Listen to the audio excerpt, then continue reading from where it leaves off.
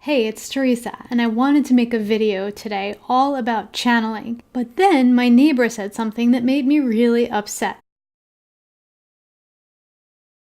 So now I'm going to take a deep breath, going to go do some meditation with my Vogel, and then we'll come back and talk a little bit about that and then even more about channeling.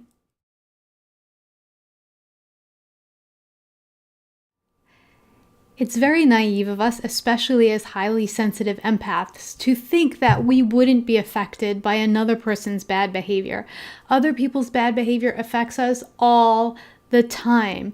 We can't help it. But what we can do is use our tools and our tricks to actually work our way through it. The only way we can encourage another person to switch their behavior is by leading by example. We need to rise to the occasion over and over and show others how we handle things. Overhearing my neighbor say something that was accusatory, it's not a big deal. That wouldn't bother me if she was going to say the same thing to me if I was outside standing in front of her. However, if I was outside standing in front of her, she would be so nicey nice and pretend that everything was super shiny okay.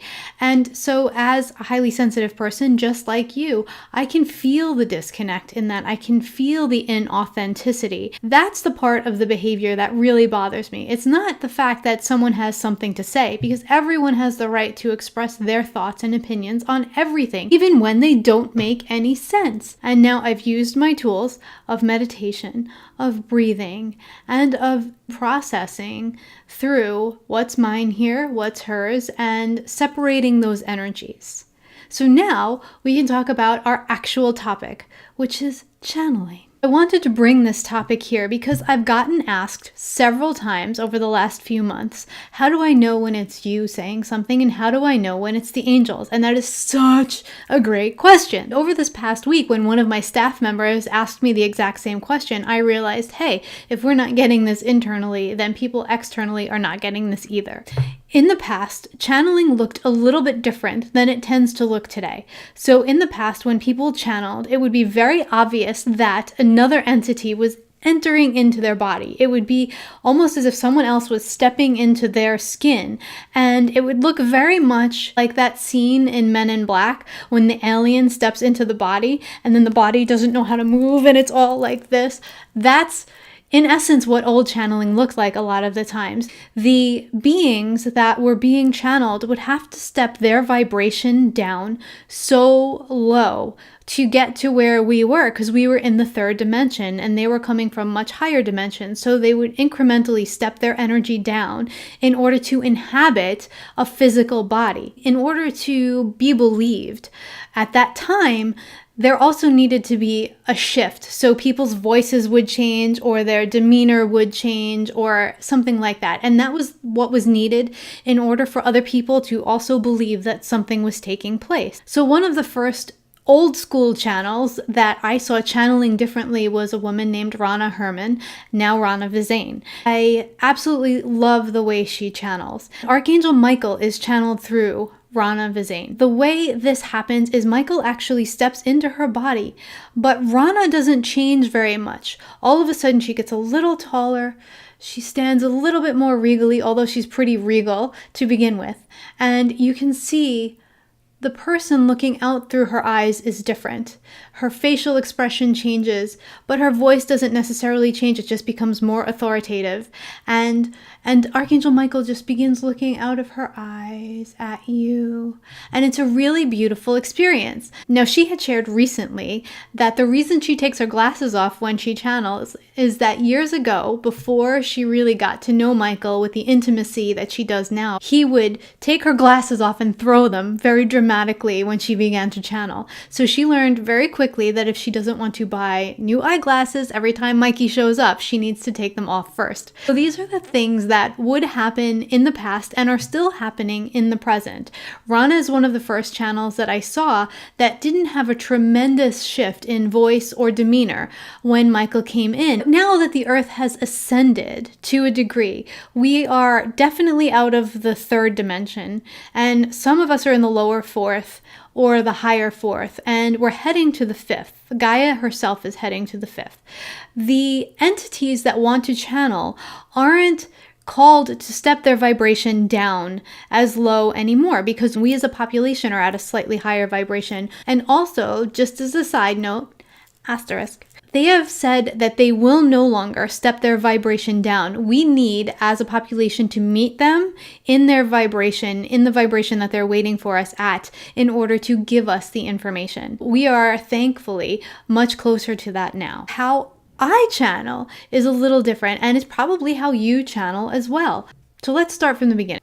Years ago, I noticed that when I was going to bed, I would be transitioning from whatever was happening in my day and my world, and it would be almost as if I just started to enter another conversation of people and beings that I already knew that had already been in progress. So as I closed my eyes and started to breathe more deeply, I would transition out of my day and into this other aspect of my life. I would join in these conversations as if I had never left. What I started to realize is that I was entering the other realms, and by knowing where they were and participating in these conversations and becoming more and more adept at knowing when that transition was occurring, I started to be able to bring that back, almost bridging two realities. So very often in one ear, when I'm talking to you, I'm hearing what you're saying, and in the other ear, I'm hearing what is going on in the angelic realm or with your higher beings of light or whatever's happening with your support team of light. I'm bridging two conversations at the same time. And sometimes when you're sharing with me, your angels are like, tell them this, tell them this, tell them this. And I'm like, okay, you just gotta wait your turn, so that's what's going on very often. And if you could hear the conversations that happen in my head, you'd be like, what is happening? That's the first way that information gets brought in when I work with you. I am actually hearing what they're saying and translating it to you. And so often this is where you're saying, oh yes, I already got that. Yeah, I felt the other day like I should do XYZ, and now they're telling me to do that. It's because you are already perceiving what they were saying in your own way. So that's the first way that information comes through. I'm really just the channel by which information comes in one ear and goes through and out my mouth to you. The second way that channeling happens with me very often is that a being, usually an angel, but sometimes another type of being of the highest light, because we only want to work with those in this space, will step in and just kind of speak through me. And it's not as if that being necessarily enters my body. It's almost as if there's just a direct connection and they're using my mouth to say the words that you need to hear. Sometimes it is actually as if a being steps into my body and starts speaking through me, but it's not like in the old way where my whole demeanor changes. And that's why some people are very confused, because I don't necessarily sound any different, but what you can feel is the difference in the energy. You might hear different phrasing than I would normally use, but it's not always a shift in personality or demeanor. And I'm not unique in this. This is actually the way that most of us are able to channel in our daily lives at this moment. The veils are so much thinner than they were many, many years ago. And now we are able to almost have regular communication with beings on the other side. You're able to do this also. It's just a matter of how do we perceive them? How do we understand them? What's our predominant sense? That's kind of the difference in the way that we're channeling now versus in the past. Now they're here, they're with us, they're part of who we are and our everyday life, as opposed to having it be some big grand experience of them having to come in and jam themselves into our bodies and step their vibration down so much. Our vibration has risen closer to where they are, and they're able to now work with us in a much more fluid way. For me, I'm very, very grateful for this, because sometimes it's very jarring to me when someone completely shifts and changes and they're channeling some being that's completely different. And, do I know that this will never happen to me? No, this is a possibility. This is a possibility for you too, but it's not the way things are happening as a whole anymore. Right now, information is able to be channeled with much more ease and grace than it was in the past. And I'm grateful for that on the human side, and I am sure all of the beings on the other side, the beings of light, are very grateful for that as well. My goal in making this video is really to have you understand how channeling is happening now, and how it's happening in your life and the lives of those around you, and how kids are coming in now. People are coming into this incarnation where channeling isn't even a thing anymore.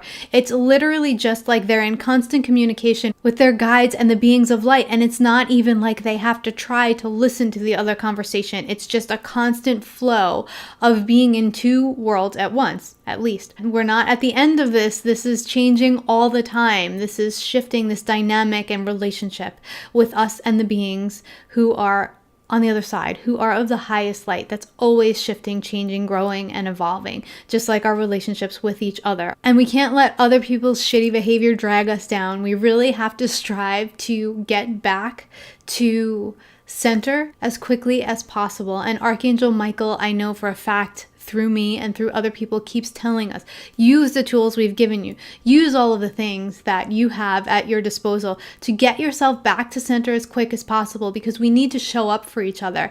And if the light workers aren't as balanced as they can be in every moment, then who is going to do that work? Who is going to show up that way? Thank you to my neighbor, who I hope is watching this, for giving me a reason today to have to use my tools and to really rediscover what it is in relationships that is no longer resonating for me. I wish you a beautiful rest of the day.